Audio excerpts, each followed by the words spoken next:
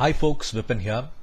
In today's video we're going to talk about how is it that you convert black money into white. Now this video is not aimed so that you guys end up doing this later on or probably even now, but nonetheless to give you information as to how it actually goes on practically every day in this world. Okay, I'm not just restricting this to India, but this is stuff that happens in the entire world. So before I proceed with the topic, reminding you guys again, please do vote for Narendra Modi in the 2014 Lok Sabha elections. Now you have come across the opposition government giving a large amount of info through the Bharat Nirman ad saying that because of us we've been able to see rise in mobile use, airports they've been able to increase in the country, the banking facilities have improved in this country. That's something which I don't find as a big deal. If you are the head of a country, you're supposed to provide these benefits to the people. Providing these benefits and claiming that you're doing something great, now that's just silly. That's like me taking a class and saying that, hey, I did a great thing today, I took a class. That's something which I'm supposed to do, and that's something which I did. Not really something which you should brag about. On the other hand, when you have Narendra Modi, the achievements he has done is certainly something which is worth bragging about. That's one more reason why you should vote for him. Now, let's proceed with the topic. What is black money? It's a desi way to say money laundering. I don't know how is it that we came up with that word in India, calling it as black money. I've seen this word being used so many times in some old Kannada films. Each time they talk about smuggling or each time they talk about a corrupt politician, they always go about mentioning black money in this. Now, black money is just another word for laundered money. Okay. Now, what is meant by money laundering? Money laundering is a procedure wherein you take money from sources which are not defined and make it look like as if this money is in fact very, very legitimate. Now, I'll show you an example on what could happen here. Now, let's say my good friend Yashveer decides to give me a certain amount of cash because let's assume I catered for his wedding. Okay, I catered his wedding and in fact he's paid me for it. He pays me rupees 1 crore as cash for the work that I've done. Now, I've received this large amount of money in terms of cash from Yashveer, and now comes the problem in managing this. If you have a large amount of cash like 1 crore, it makes it very, very difficult to keep it in one particular location. So what I've done very cleverly is I end up making deposits into multiple bank accounts. Okay, I make deposits into multiple bank accounts. So the 1 crore, I end up dividing this into many, many bank accounts. Okay, I've given just 3 here, but when people actually launder money, they deposit that money into like 5, say 10, maybe 15 different accounts. They end up doing this. Now remember that the money where you the accounts where you deposit, the money might be yours, but the account holder may not necessarily be you. That's one of the reasons why in many cases if a person is caught for committing such an offense, they show that the assets in his wife's name is several lakhs or several crores. The assets in his sister's name is in so many amount of crores. His brother's name is in so many amount of crores. That happens because if you have got so much of cash and you want to distribute into multiple locations, the first thing you would do is choose your relatives and use their bank accounts to deposit that cash if you don't have any of your own. Okay, so this is what you do first. Now in the money laundering world, they call this as placement. Okay, where you are placing money into multiple bank accounts. Okay, then what is it that I can do next? Now gradually I'll keep on increasing the deposits little by little. The 1 crore, remember, I can't divide this into 3 different blocks, 33 lakhs, and put it in 3 different accounts. I need to very, very slowly deposit the money over a long period of time. And then finally, I can actually make this money worth useful. Okay, so when you do that, when you take a very, very long time to actually make this possible, you call this as layering. Okay, layering, as in you are putting up multiple layers of bricks. Like this, you are stacking money into a bank account, and that's what they refer to as layering. And once layering has been done, the next thing that you would do would be integration.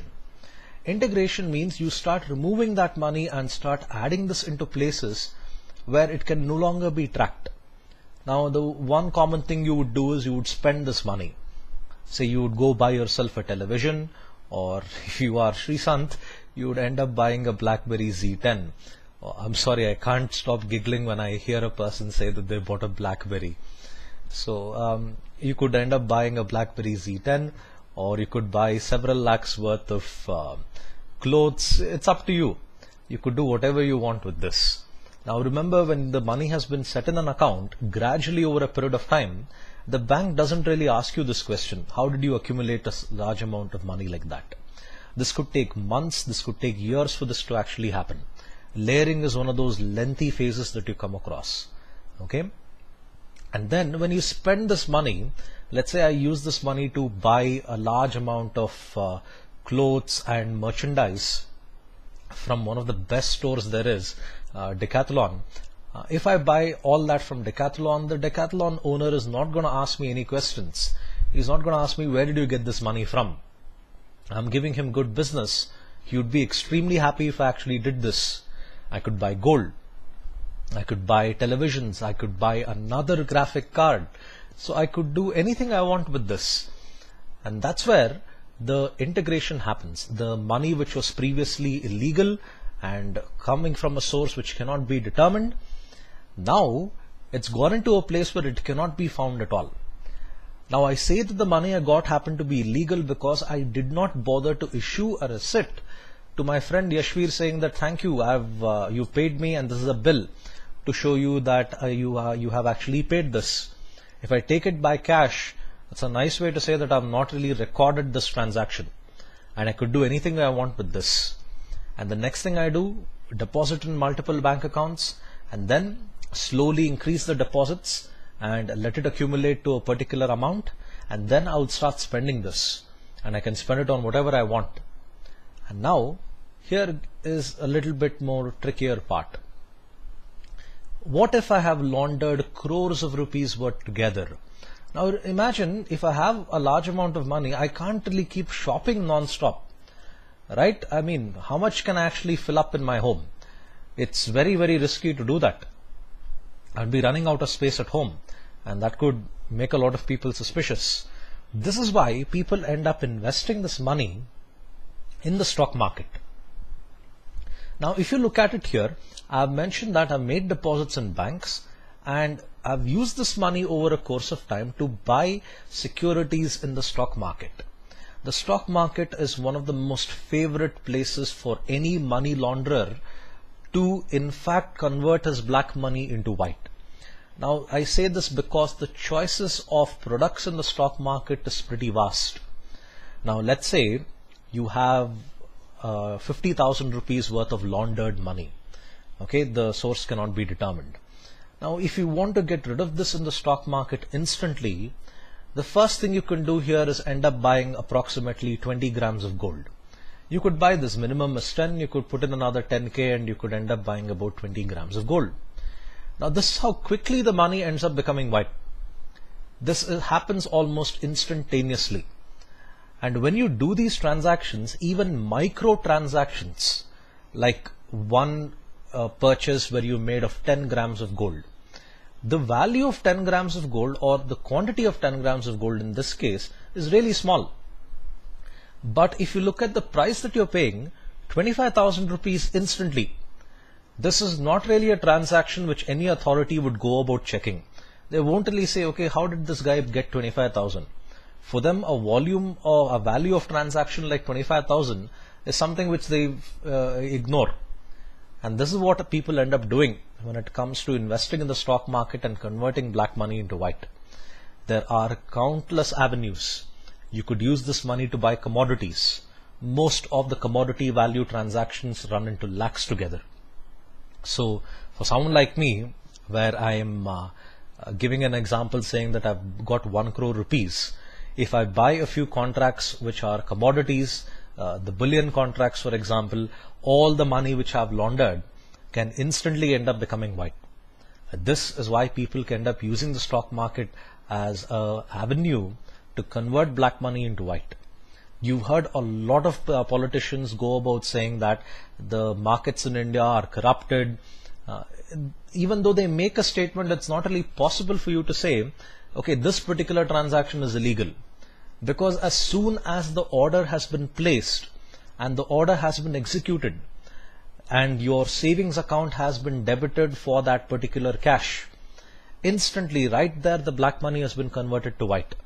And you just can't go about asking more questions there, okay, where did you get this money, all that. It becomes extremely difficult to track this later on. This is one avenue, a major avenue, not only in India and even in the entire world, wherein people are able to launder black money and convert it into white. So this is how in fact money laundering happens. It's a pretty basic overview of the whole thing. I mean, if you look at the practical point of view, it's actually very difficult to do it these days. I say that because thanks to know your customer, know your client policies by RBI, they made it very difficult to open multiple bank accounts. Now, it's very difficult for a person to in fact open a bank account thanks to KYC. They've done this for the good of this country. It's to avoid people from laundering money. Now this, remember, is purely just theory. It's really very difficult to do things like this and get away with it. Because right now in India, there is a great deal of security put in place. And if you try to do something like this, there's a good possibility you could end up getting caught. Okay. I hope you found this video helpful. Thank you for your time. Have a nice day and please vote for Narendra Modi. Bye.